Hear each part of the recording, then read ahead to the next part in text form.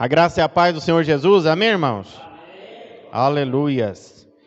Eu quero ministrar hoje com relação à unidade do corpo. A unidade do corpo. O apóstolo Paulo, ele usa o exemplo do corpo humano. Ele fala que nem todo membro do corpo, ele é mão, nem todo membro é pé, nem todo membro... o pé não pode estar na cabeça. O pé tem que respeitar as ligaduras do corpo. Ele está conectado ali na canela. A sua mão não está ligada no peito, ela está ligada ali no braço, que está ligado no antebraço, que tem um ombro. E se cada membro desse corpo humano estiver em unidade, funcionando de forma aleatória, então o nosso corpo ele responde a qualquer tarefa que nos é passado. Imagina, por exemplo, seu corpo, você recebe a ordem de subir numa árvore. Aí você chega diante da árvore, seus pés te levam até lá. Mas aí na hora de pegar na árvore para subir, seus braços não funcionam. Ou talvez até o seu braço funciona, mas na hora de pegar, a mão rejeita. A mão fala, não, eu não vou pegar nisso aqui. Não é verdade? Então, da mesma forma é o corpo humano.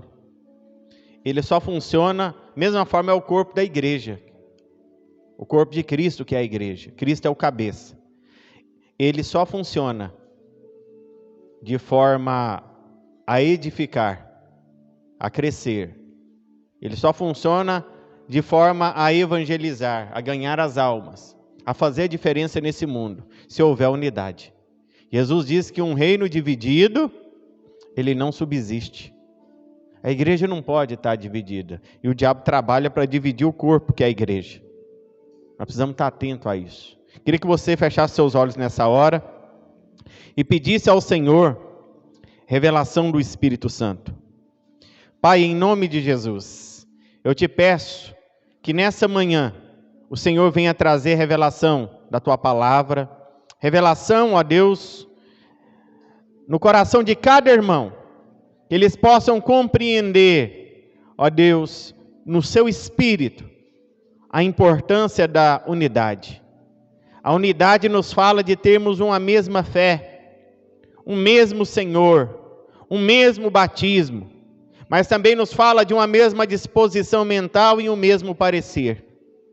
E quando essas coisas são unidas por meio do seu Espírito, então a igreja, que é o corpo do Senhor, funciona de forma extraordinária.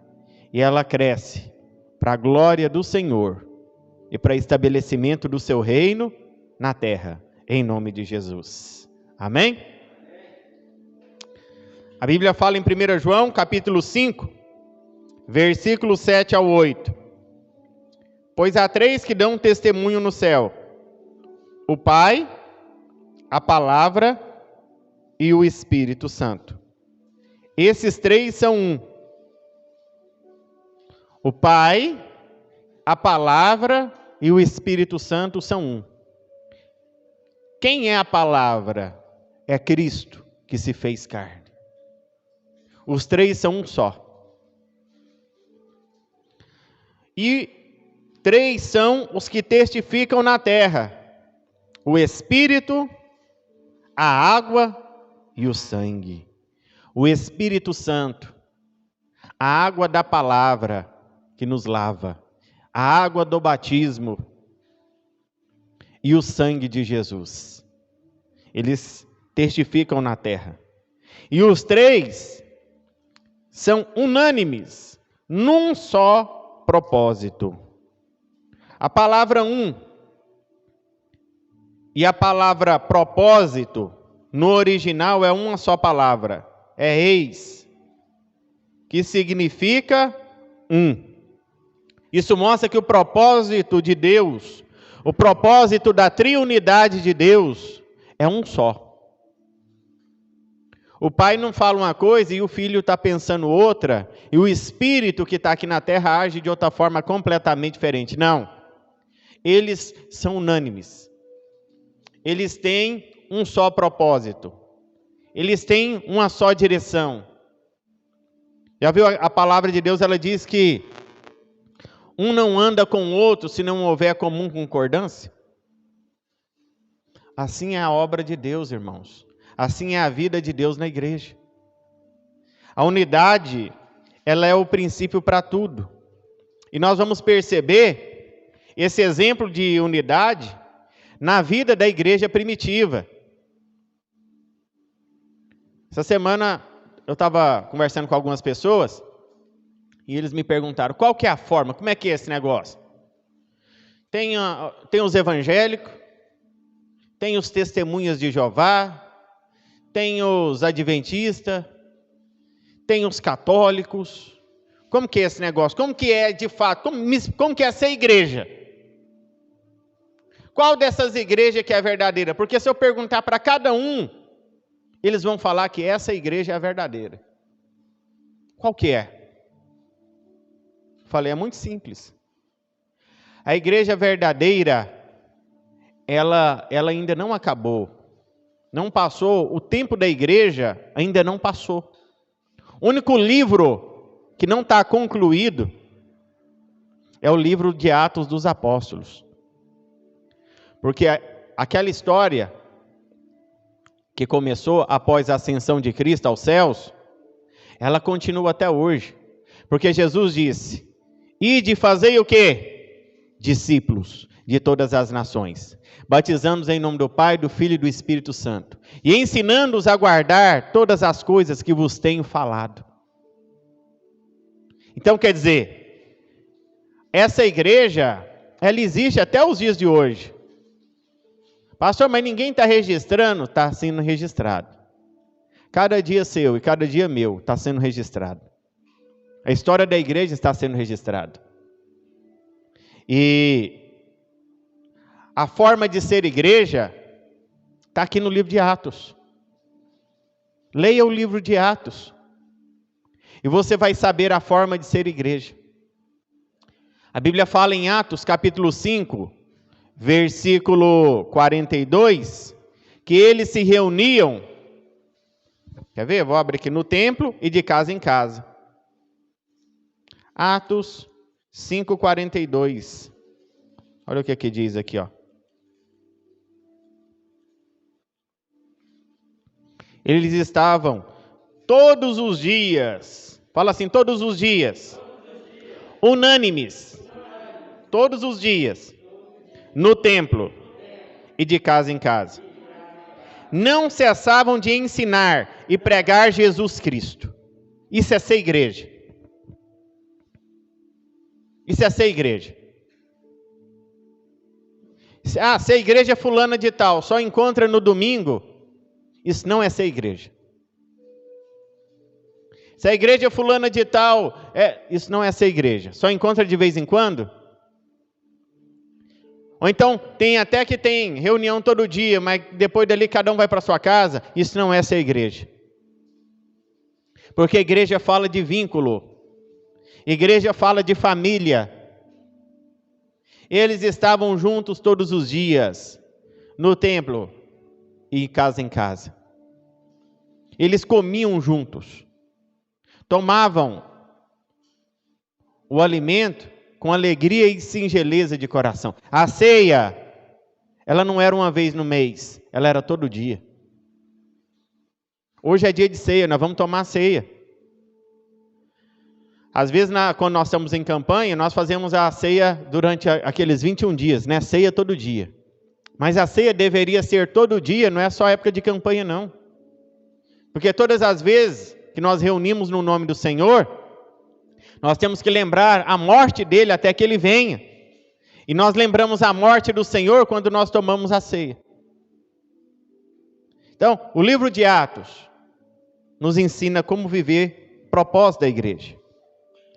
Porque antes de haver o cumprimento do propósito, primeiro vem a unidade. Porque sem unidade, nós não vamos cumprir o propósito. Qual que é o propósito que Deus nos deu?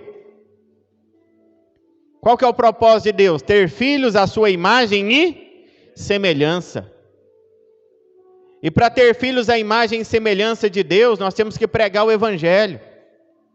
Porque a Bíblia diz que aquele que não tem o Espírito Santo, esse não é dele. Mas é só pregar o Evangelho? É só batizar a pessoa? Não. Ide, pregai o Evangelho, fazei discípulos. Se nós não fizermos discípulos, se nós fizermos membros, gerarmos membros que esquentam o banco da igreja, do prédio da igreja, porque a igreja somos nós. Se nós apenas gerarmos pessoas salvas, o propósito é incompleto. Porque elas têm que ter revelação de quem elas são em Cristo.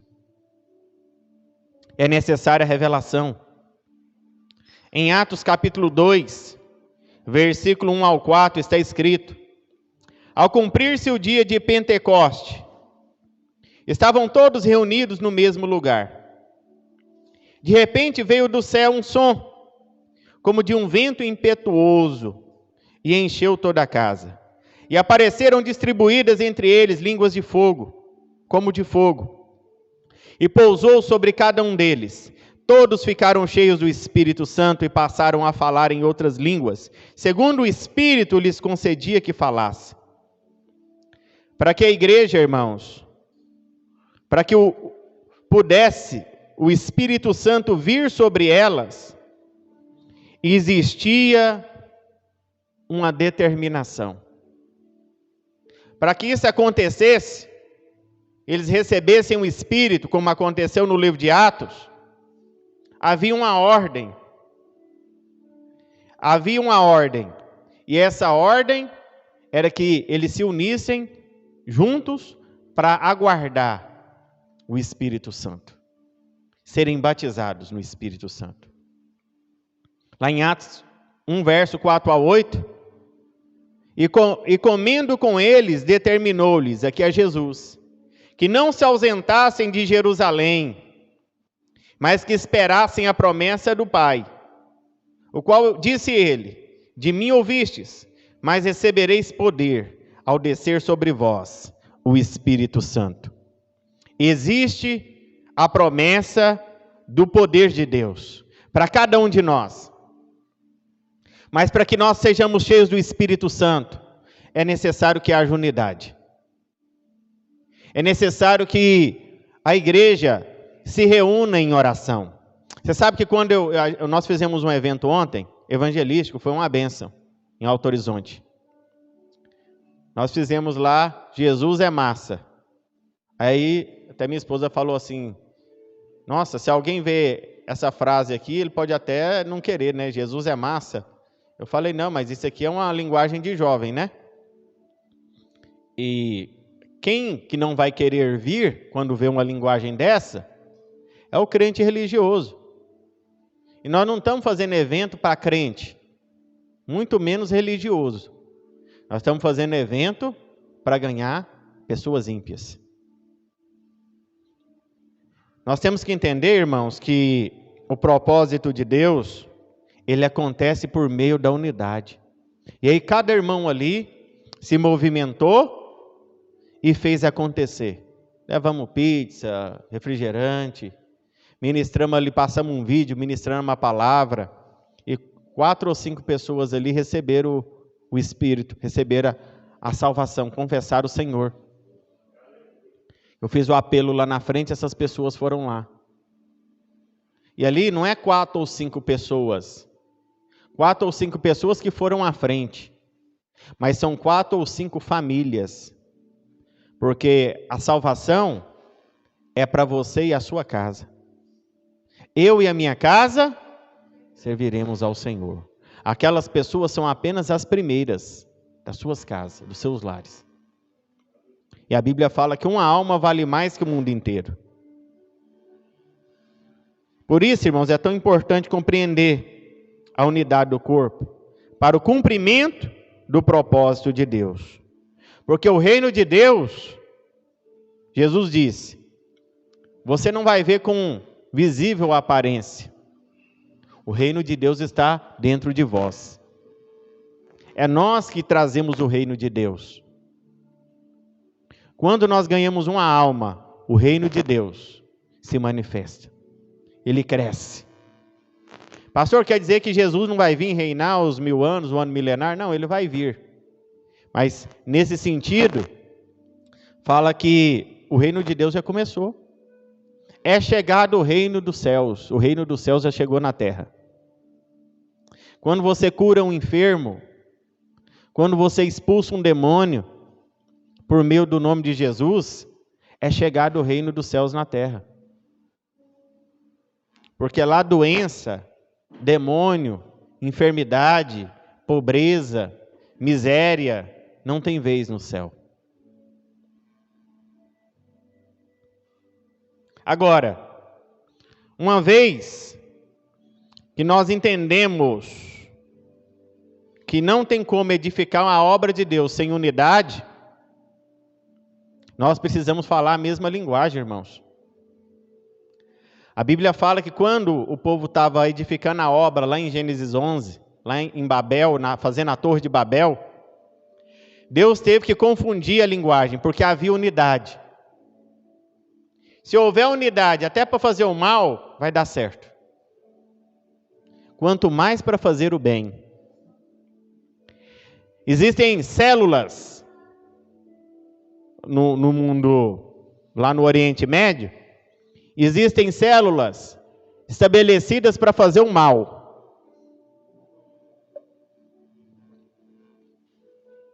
Existem células estabelecidas para fazer o mal.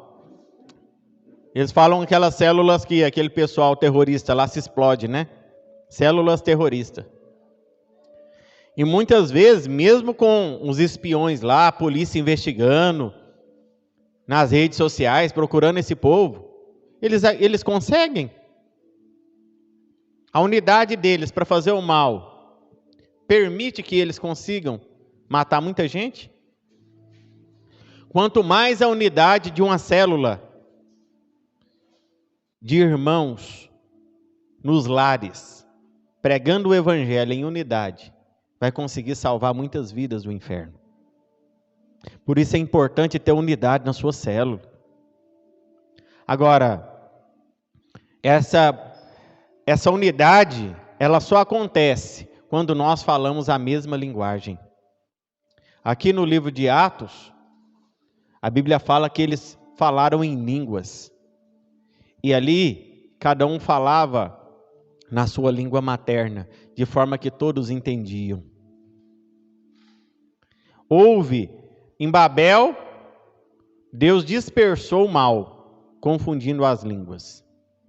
Mas, em Atos dos Apóstolos, Deus une a linguagem para cumprimento do propósito dele. Amém? Por isso que a Bíblia diz em 1 Coríntios 3, versículo 12 ao 13, contudo, se o que alguém edifica sobre o fundamento da igreja, irmãos, é Cristo. Só existe salvação em Cristo. Não há salvação em Pedro, Maria, João. Não há salvação. Só há salvação em Cristo. Jesus disse: eu sou o caminho, a verdade e a vida. E ninguém vem ao Pai senão por mim. Não existe outro caminho, não existe outra verdade, nem outra vida. Ele é a vida. Quem tem Jesus, tem a vida eterna. Quem não tem, está perdido. E uma vez que ele diz isso, a igreja, ela existe um alicerce espiritual, que é Cristo.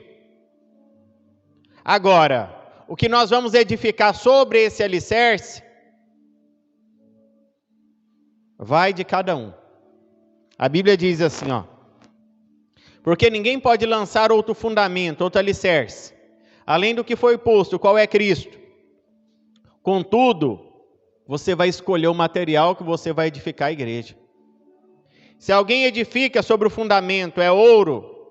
Ouro é natureza de Deus. Você está fazendo a obra de Deus. Você tem a natureza de Deus? Você recebeu a salvação? Você creu em Jesus?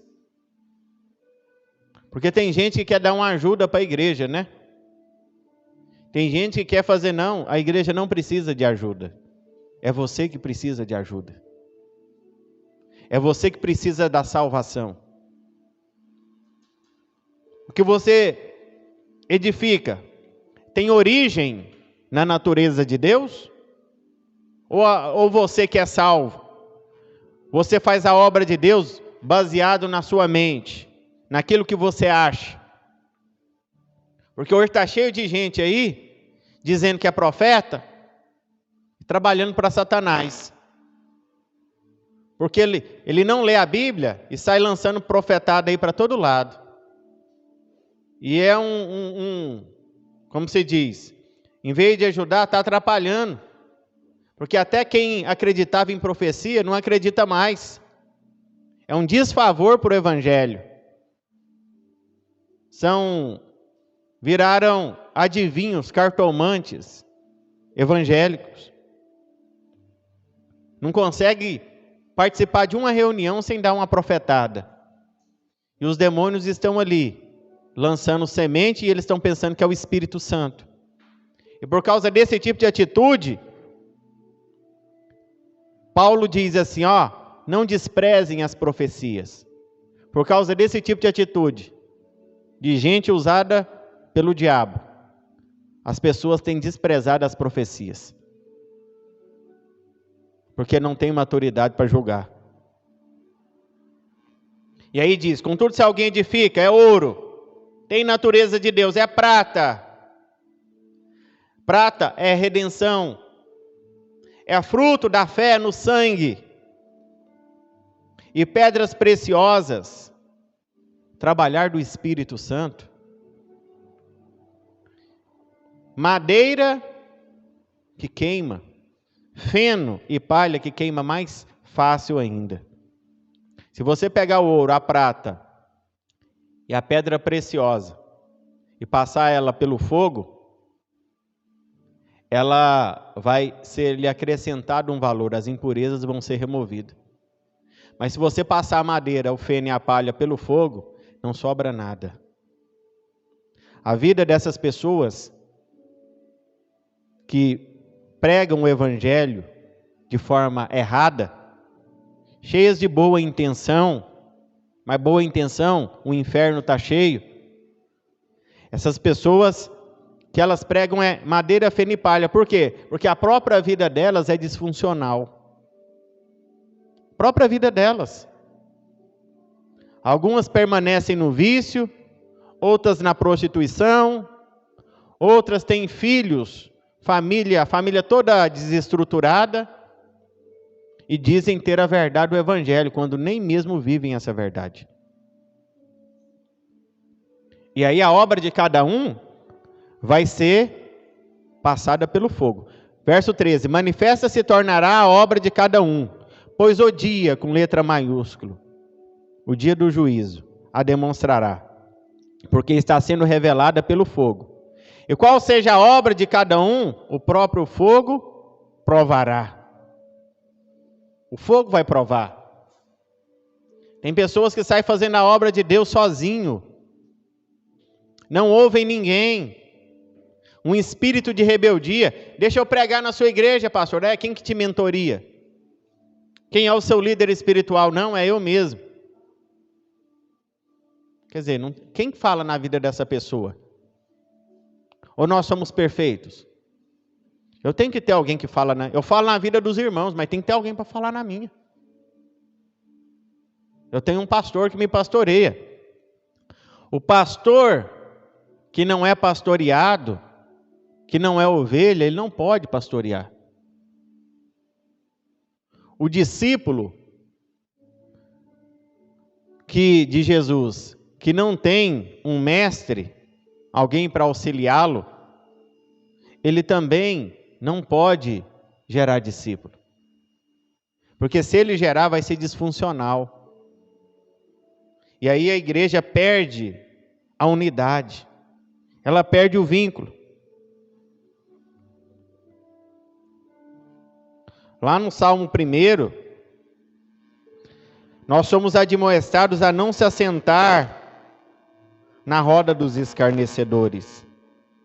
E é comum o descrente zombar da nossa fé. E nós somos, irmãos, constantemente criticados. Porque nós ministramos que cada crente é um discípulo, cada crente é um ministro, cada crente é um sacerdote.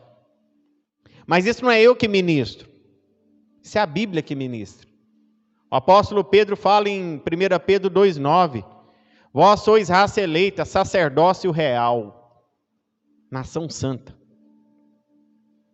Quem nos deu o título de sacerdote é o apóstolo Pedro.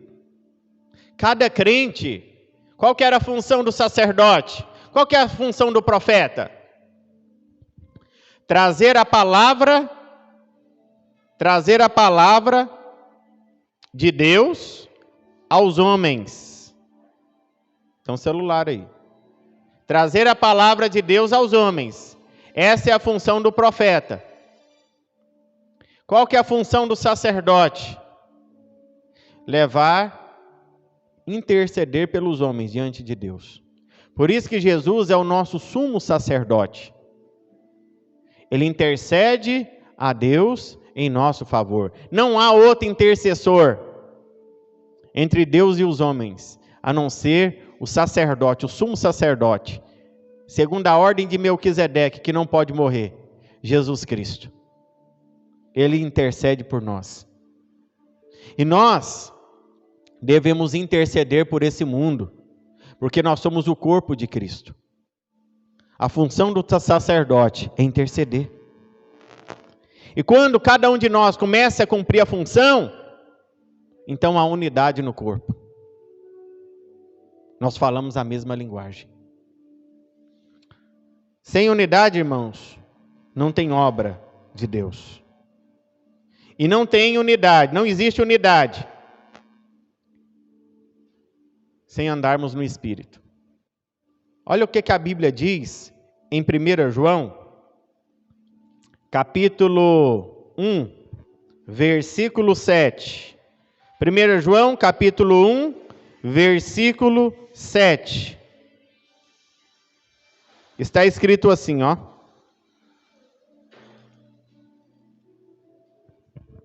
Se porém andarmos na luz,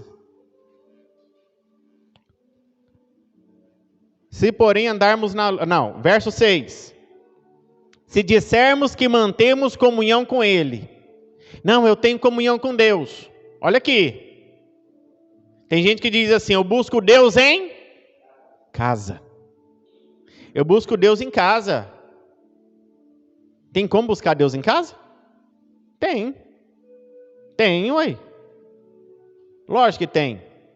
A própria Bíblia fala em Mateus, capítulo 5, entra para o seu quarto, fala com o seu Deus em secreto, que o seu Deus em secreto te ouve. Não é assim? Tem como você falar com Deus em casa. Certo? E Ele vai te ouvir. Mas agora tem uma coisa. Se dissermos que mantemos comunhão com Ele e andarmos nas trevas, mentimos e não praticamos a verdade. Se, porém, andarmos na luz, como Ele está na luz, qual que é o resultado de quem anda na luz? Mantemos comunhão uns com os outros, e o sangue de Jesus, seu Filho, nos purifica de todo pecado.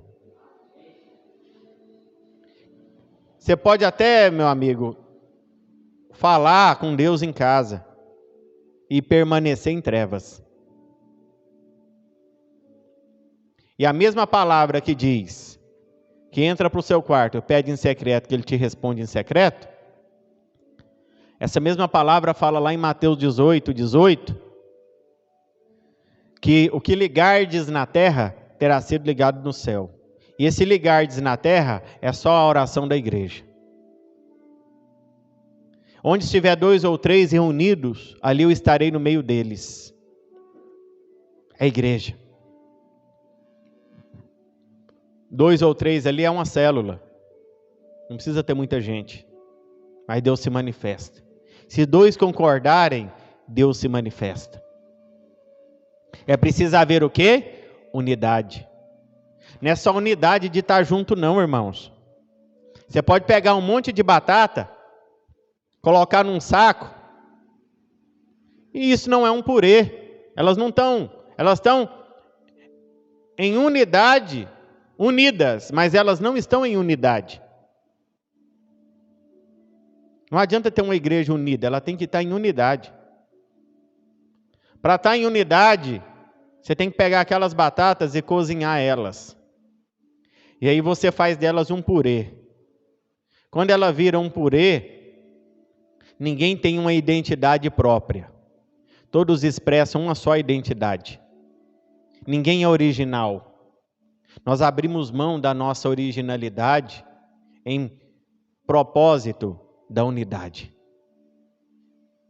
Porque até então, enquanto a batata está no saco, ali separada, o que acontece com essa batata? Ela ainda tem a sua identidade própria. Mas a partir do momento que ela passa pelo fogo, então ela cozinha ali, ela é fácil de ligar uma na outra. Tenta pegar uma batata crua, espremer ela com um garfo e juntar ela com a outra. Ela tem que passar pelo fogo.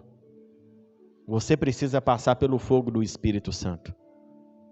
Você precisa ser cheio do Espírito Santo. Para falar a mesma linguagem. Como que você vai falar com uma pessoa a respeito da igreja, se ela só quer falar da empresa dela? Se ela só quer falar de futebol? Porque onde está o seu tesouro, está o seu coração. Se o coração está na empresa, está no futebol, está não sei o que, você só vai falar isso. Mas se o seu coração está em Deus, então você vai falar das coisas de Deus. E aí vai haver unanimidade. É isso que a palavra nos ensina. Apareceram distribuídas entre eles como língua de fogo, e pousou uma sobre cada um deles. Todos ficaram cheios do Espírito Santo e passaram a falar em outras línguas, segundo o Espírito lhe concedia que falasse. Atos 2, 3 e 4.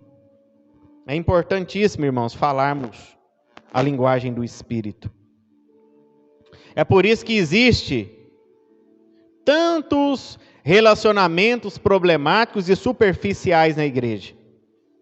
Porque as pessoas, elas recebem o Espírito Santo quando são salvas, mas não se importam em permanecerem cheias do Espírito Santo. Então elas se enchem de si. E quando nós nos enchemos de si, nós queremos fazer só aquilo que nós achamos, só aquilo que nós pensamos. Nós não abrimos mão do nosso direito próprio em prol da unidade. Fico vendo as pessoas às vezes: pastor, eu não tenho tempo, que sábado é dia de eu arrumar a minha casa, de eu lavar o meu carro, de eu fazer o meu. É assim. Agora, quando a pessoa ela morre para si mesma, então às vezes por causa de um evento, alguma coisa que vai acontecer, ela abre mão de muita coisa. Ela morre para aquilo, para que a obra de Deus seja edificada em nome da unidade. Ela já não tem o meu tempo. Ela já não tem mais as minhas coisas. O salário não é meu mais. Porque nem eu sou meu. Eu sou de Cristo. Se eu sou de Cristo, o que sobra? Nada. Se a sua mulher manda em você, o que você tem que é seu?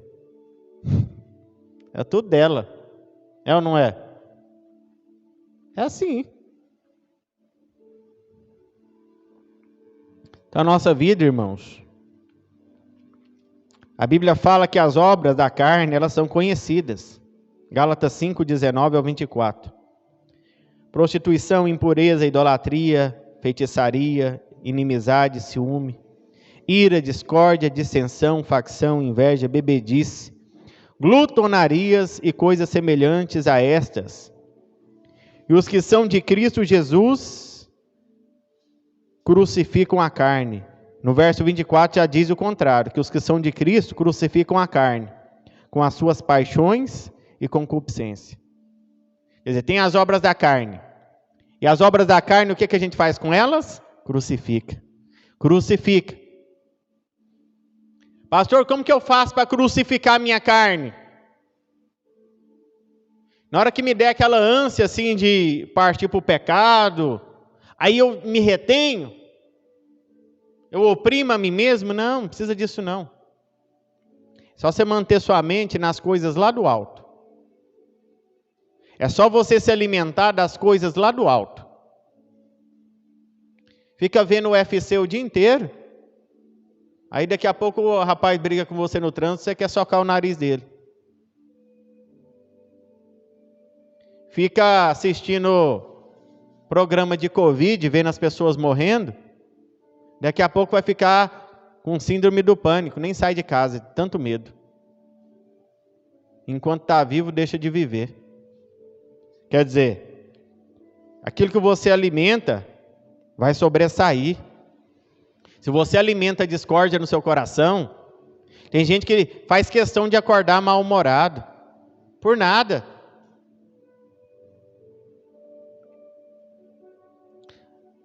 Gálatas 5,15 diz: se vós, porém, vos mordeis e devorais uns aos outros, vede, não sejais mutuamente destruídos.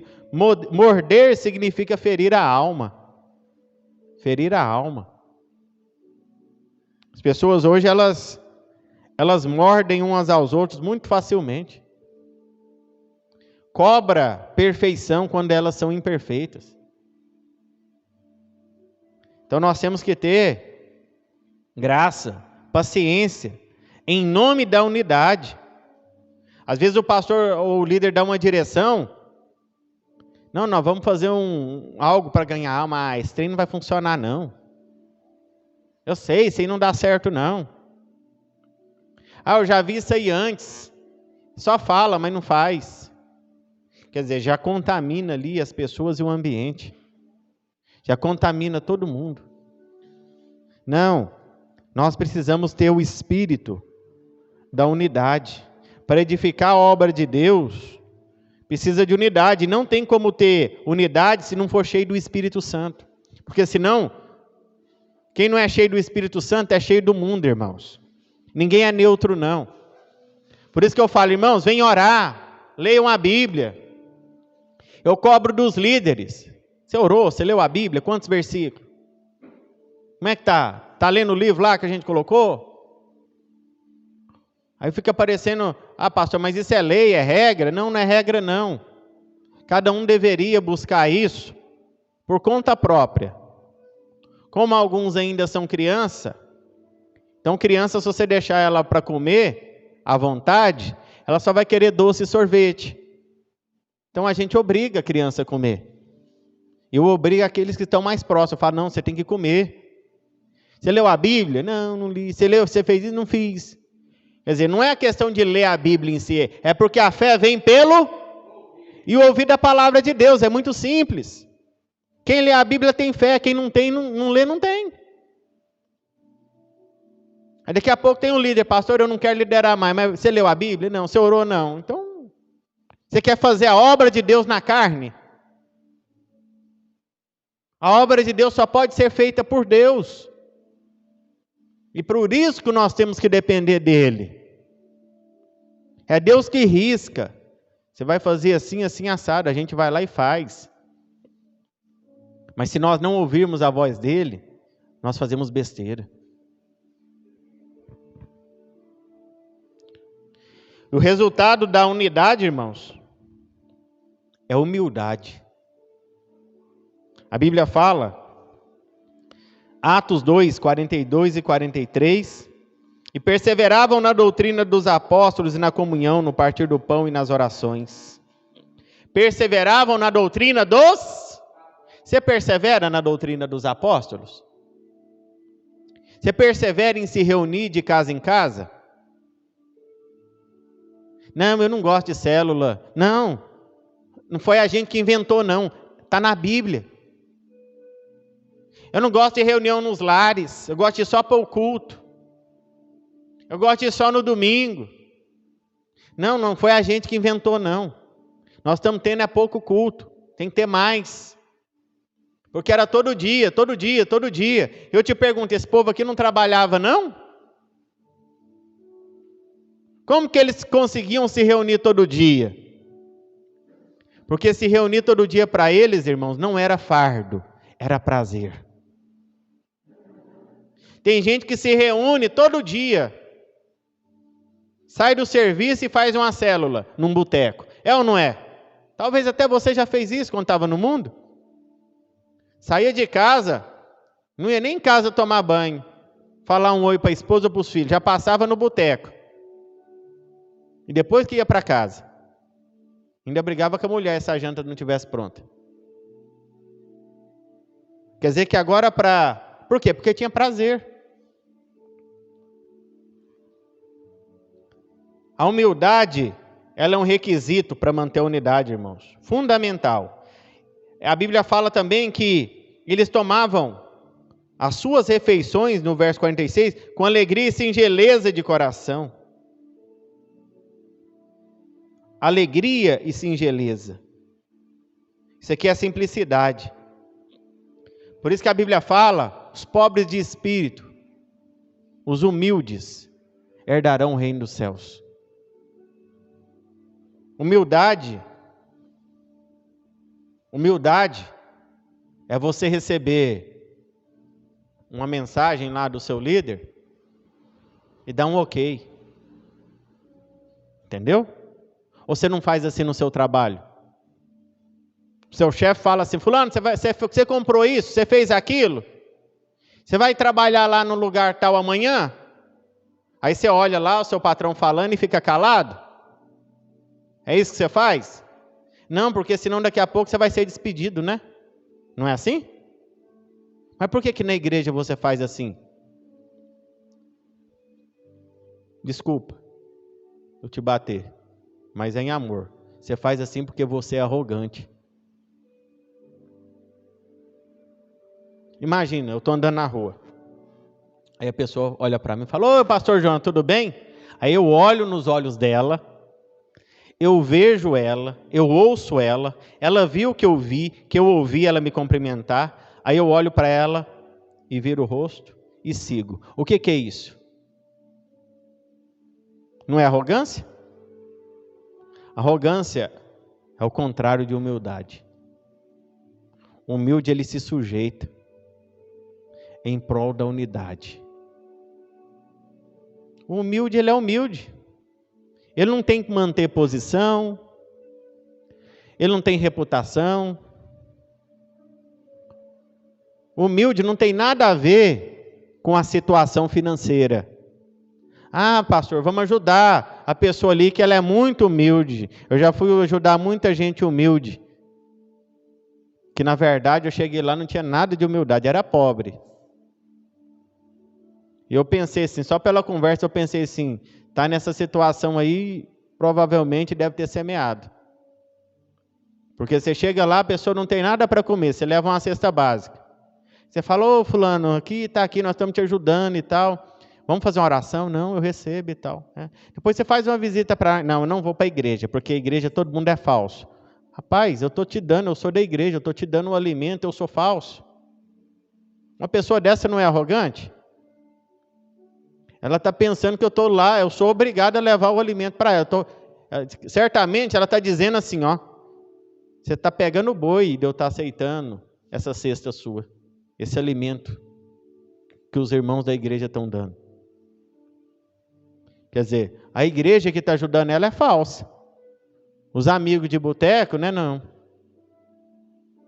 Que leva ele para pegar uma cirrose, né? Hoje em dia pegar a Covid e levar para casa.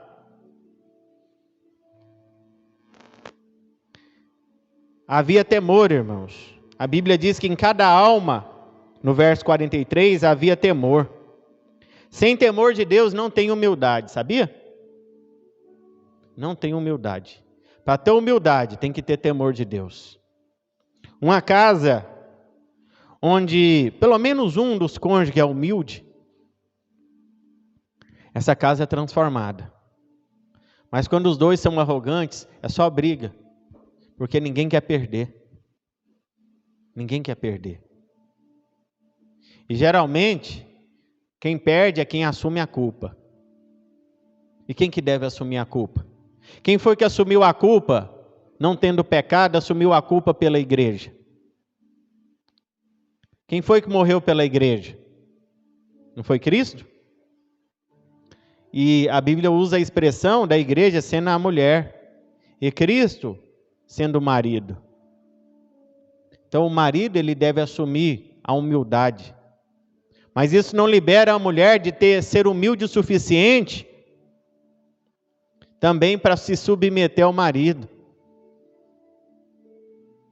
O que custa deixar as coisas arrumadas, organizadas, se o seu marido gosta? O que custa fazer aquela comida de vez em quando que ele gosta? O que custa fazer o seu papel de preparar os filhos, deixar a comida ali no jeito? Mas tem pessoas que acham que é um abuso. Por quê? Porque não é humilde. E tem tanta gente que tem dinheiro e é humilde. Humildade tem a ver com, é uma virtude do Espírito Santo. Humilde, sem humildade, irmãos, nós jamais vamos edificar a obra de Deus. Porque somente os humildes perseveram nos relacionamentos. Porque ele abre mão das suas opiniões pessoais. Tem que abrir mão da opinião. O orgulhoso não, ele prefere sair, andar sozinho. Também não concordo, então vou andar sozinho, né? Então assim, a humildade, ela nos fala da perseverança, porque você tem que perseverar em ser humilde. Tem que perseverar. Outra coisa que mantém a unidade a unidade, uma vez que a igreja está unida, ela gera o avivamento. E junto com o avivamento vem a perseguição. Já viu tanto que a igreja que cresce é perseguida? Aquilo ali é a igreja da porta larga, não é assim que eles falam? Mas a Bíblia fala que Pedro pregou uma vez, 3.000 converteu. Depois ele pregou a segunda vez, 5.000 converteu. Explica um negócio desse aí. A igreja dele era de porta larga? Nós batizamos 15.000 pessoas. Aí você fala assim, e foi pela internet, hein? Não estava tendo culto. A campanha, os cultos nossos eram online. Muitos lugares estavam fechados pelo Covid. Batizou 15.000 pessoas num dia, batismo mundial. Você fala assim, mas como que essas pessoas batizaram? Pela internet foi algo assim, superficial. Não, aí que foi espiritual. Porque é difícil a gente convencer a pessoa a batizar, falar com ela ao vivo. Você imagina fazer isso pela internet? Camarada gravar vídeo, tirar foto aqui, estão me batizando aqui. Só pode ser Deus, irmãos, para convencer, ou não é? Alguém já viu assim com facilidade? Você liga para a pessoa, fulano, é o seguinte, Jesus morreu por você, e se você se arrepender dos seus pecados agora, crer nele, você vai receber a vida eterna agora. Você crê? Ela pode até falar que crê. Não pode? Não, então eu confesso, eu creio. Mas na hora que você falar para ela, não, então tá, então eu vou ir para te batizar. O que ela vai falar, talvez? Não, pera aí, vamos dar um tempo. Não é assim? Não. Era para ser 10.000, foi 15.000. Só pode ser Deus. Mas aí o que as pessoas dizem? Superficial. A videira fala lá que qualquer pessoa pode expulsar demônio, não sei o quê. Mas não é bem assim não, tem que estar preparado. Não, você tem que preparar para expulsar no seu nome. No seu nome você tem que estar preparado. E mesmo assim você não vai conseguir. Mas no nome de Jesus, se você tem o Espírito Santo, é só você usar. Porque a Bíblia fala que esses sinais seguirão os que creem. Não fala que seguirão os pastores, seguirão os que creem. Quem crê? Então esses sinais te seguem. Curarão enfermos, expulsarão demônios. Entendeu?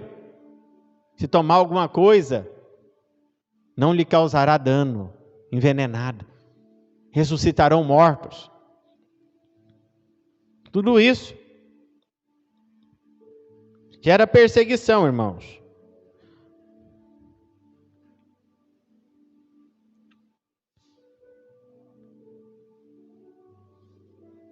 Atos 2, verso 12 ao 13, diz assim, todos atônitos e perplexos interpelavam uns aos outros. O que quer dizer isso? Outros zombanos diziam, estão embriagados. Você começa a falar em língua, ser cheio do Espírito Santo, está bêbado, está doido. É o que eles diziam. A igreja é perseguida em todos os aspectos hoje.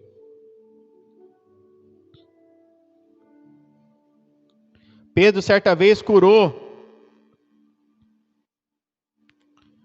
um homem, um aleijado, e esse homem está lá em Atos 3, eu não vou ler, mas diz que esse homem se colocou de pé. E aí, a Bíblia fala no Atos 4, verso 1 ao 4, falava eles ainda ao povo, quando sobrevieram os sacerdotes, o capitão do templo e os saduceus, ressentidos por ensinarem eles ao povo, e anunciarem em Jesus a ressurreição dentre os mortos. E os prenderam, recolhendo-os ao cárcere, até o dia seguinte, pois já era tarde. Foram presos, porque estavam pregando o evangelho, e porque haviam curado um aleijado. Mas aí a Bíblia diz, muitos, porém, dos que ouviram a palavra, aceitaram, subindo o número de homens a quase 5.000. Quer dizer, veio a cadeia, veio a prisão, veio a perseguição, mas veio também o avivamento. Não tem como você servir a Deus e não ser perseguido. Se eu for brigar com todo mundo que me chamar na rua de ladrão, eu estou perdido. Eu já entrei para ser pastor, para o episcopado sabendo. Então, às vezes, quando chamam, eu falo, irmão, nem me defende. Porque é bem-aventurado, é feliz, quando você for maltratado por causa da palavra. Grande é o galardão. Amém? E por último, a unidade do Espírito ultrapassa fronteiras. Atos 2, versos 5, 7, 9 e 11. Vou ler esses 4 versículos. 5, 7, 9 e 11 de Atos 2.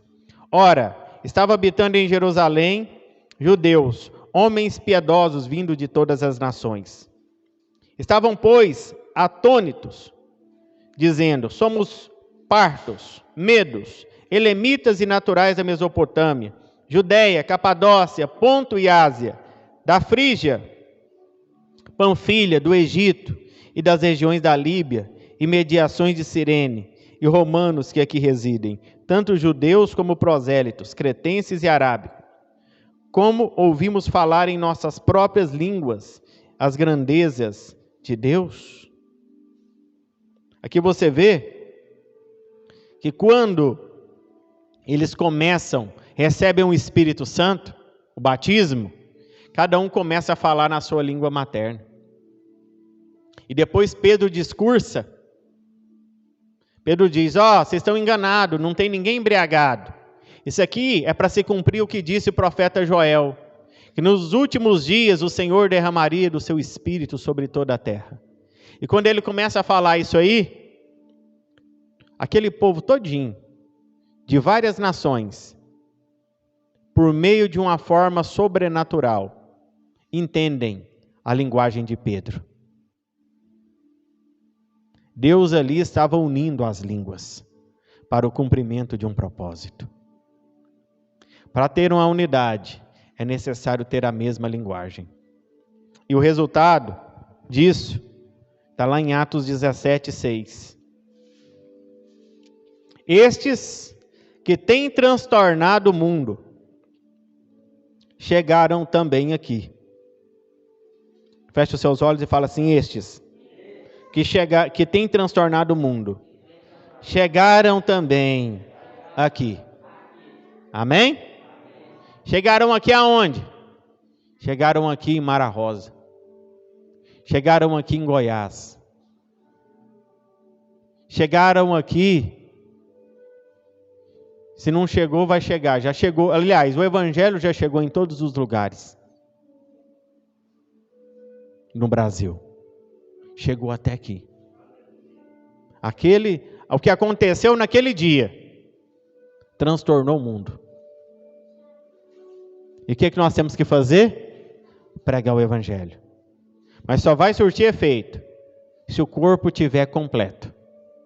Para o corpo estar completo, tem que ter unidade.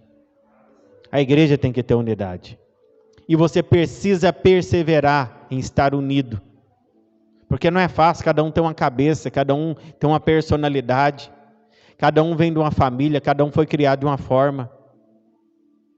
Mas a palavra, o ser cheio do Espírito, gera comunhão. E a comunhão gera unidade. E a unidade gera o cumprimento do propósito de Deus. Amém? Glória a Deus. Vamos ficar de pé? Hoje é um dia de ceia. Gostaria que você fechasse os seus olhos nessa hora. Espírito Santo de Deus, que o Senhor possa nos abençoar, que o Senhor possa liberar a tua graça, o teu favor, que ao comer desse pão nessa manhã e ao tomar do vinho, os nossos olhos sejam abertos em nome de Jesus. Amém? Vamos distribuir os elementos.